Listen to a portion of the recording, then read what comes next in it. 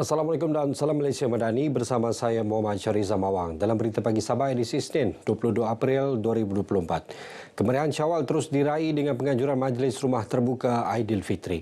Di Papar, Ketua Menteri Datuk Seri Panglima Haji Jinur menghadiri Majlis Sambutan Aidilfitri peringkat Parlimen Papar dan Dun Kawang yang dihadiri lebih 12,000 pengunjung di Dewan Sekolah Menengah Kebangsaan SMK Pengalat.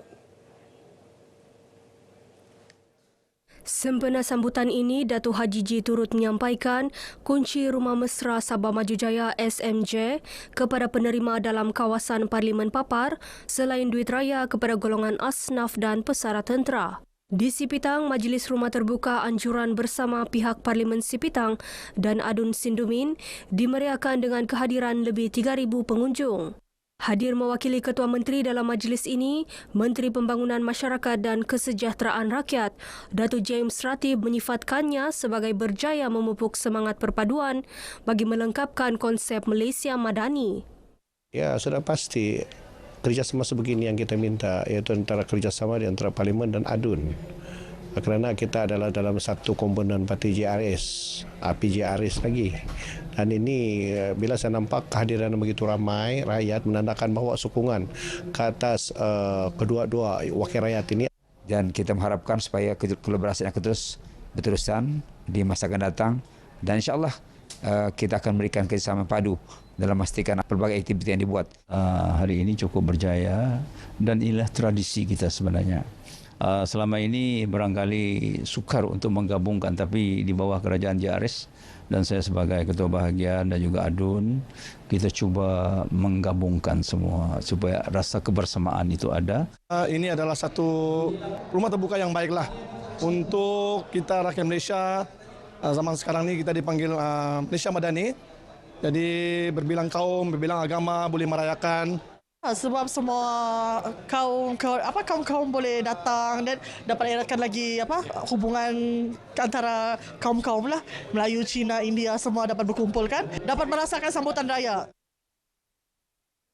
Penyaluran peruntukan segera RM80 juta bagi pewujudan Pusat Jantung Negara Sabah di Hospital Queen Elizabeth II disifatkan langkah tepat dalam usaha meningkatkan perkhidmatan kesihatan di negeri ini. Menteri Pembangunan Masyarakat dan Kesejahteraan Rakyat Datuk James Ratib yang juga Exco Kesihatan Negeri Sabah berkata, penghidap penyakit jantung di negeri ini semakin kritikal dan terdapat keperluan mendesak untuk pusat berkenaan. Dan kita amat mengharapkan supaya projek ini dapat dilaksanakan dengan keadaan segera. Dan saya selaku Exco Kesihatan Negeri Sabah memastikan bahawa projek ini dapat dilaksanakan mengikut jadual yang ditetapkan. Bercakap kepada RTM, Datuk James berkata, setiap tahun dianggarkan 200 pesakit dihantar ke Institut Jantung Negara IJN Kuala Lumpur. Justru dengan adanya kemudahan sedemikian, ia dapat meringankan beban pesakit. Dalam perkembangan sama, Datuk James memaklumkan Sabah bakal menerima mesin Positron Emission Tomography Computed Tomography Scan CT PET Scan yang berupaya mengesan kanser lebih awal. Dengan peruntukan RM43 juta, mesin tersebut akan ditempatkan di Hospital Wanita dan Kanak-kanak Sabah dalam tempoh terdekat. Usahawan tempatan terutama belia disaran mewujudkan lebih banyak koperasi industri sukan. Menteri Pembangunan Usahawan dan Koperasi Datuk Ewan Benedict berkata, kementerian melalui agensi di bawahnya sedia membantu dari segi pembiayaan dan keperluan lain yang bersesuaian agar koperasi itu berkembang.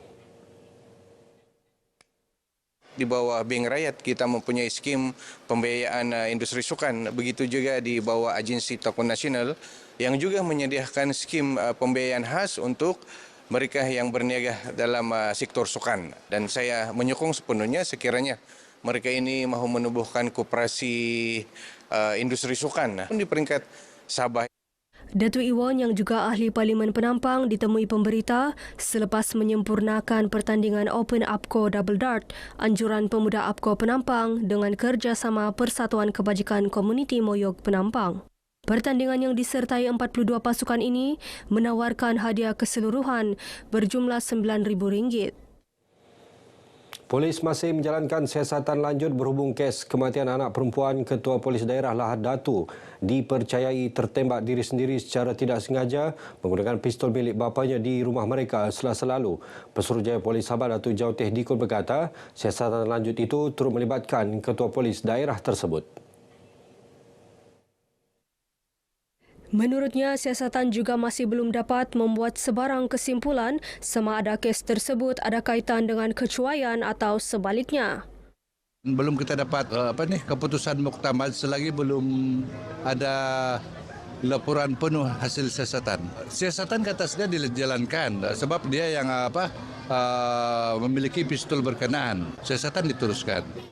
Pada Selasa, remaja berusia 14 tahun itu ditemui dalam keadaan berlumuran darah dalam bilik di rumahnya di Taman Tabanak Lahad Datu disebabkan tembakan di bahagian dada kanan.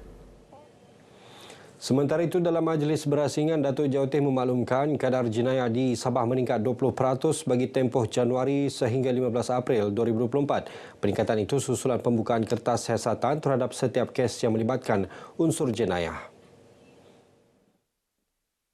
Jelas Datuk Jauteh pihaknya tidak lagi mengehadkan jumlah kerugian sebagai syarat untuk membuka kertas siasatan. Sebaliknya, setiap kes jenayah kecil akan disiasat bagi mengenal pasti corak jenayah yang berlaku di negeri ini. Bagaimanapun katanya, kadar penyelesaian jenayah juga meningkat berikutan kejayaan menyelesaikan setiap kes berkenaan melalui perancangan yang dilaksana dari semasa ke semasa. Di sini kita tidak lihat lagi kepada value properti yang hilang. Tetapi kita lihat kepada ketakutan mental ataupun ancaman mental yang dihadapi oleh mangsa. Barulah kita dapat memahami dan memberikan yang terbaik kepada masyarakat. Samping kita memahami pattern, kita merancang dari masa ke masa, itu sebab dia kadar penyelesaian jenayah kita meningkat. Beliau memberitahu sidang media sempena Karnival Pencegahan Jenayah dan kempen Derma Darah sempena peringatan Hari Polis ke-217 tahun 2024 di Kota Kinabalu. 1,089 unit darah berjaya dikumpul dalam karnival ini yang dijayakan PDRM bersama Yayasan Pencegahan Jenayah Malaysia dan Jabatan Kesihatan Negeri Sabah. Pembukaan pasar malam di Bandar Baharu Daerah Keningau memberi peluang kepada peniaga tempatan untuk menambah pendapatan masing-masing. Ia sekaligus dapat meningkatkan taraf ekonomi penduduk di daerah itu. Pengerusi Persatuan Pelancongan dan Kebudayaan Daerah Keningau, Rafi Robert berkata, semua pihak perlu menyokong inisiatif meningkatkan taraf sosioekonomi usahawan tempatan. Program seumpama ini sangat baik untuk program rangsangan ekonomi yang mana kita bagi peluang kepada peniaga-peniaga kita untuk menjalankan perniagaan. Jadi saya lihat kedudukan di Bandar Baru Keningau ini satu tempat yang strategik yang mana lokasi ini juga adalah lokasi yang telah diadakan Bazar Ramadan. Beliau ditemui pemberita selepas merasmikan pasar malam berkenaan anjuran bersama pihaknya dan salah sebuah syarikat swasta.